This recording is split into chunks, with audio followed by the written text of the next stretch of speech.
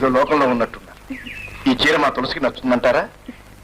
ప్రేమతో ఇచ్చే కానుకేదైనా అవతల వాళ్ళకి నచ్చుతుంది. ఇది ప్యాక్ చేయండి.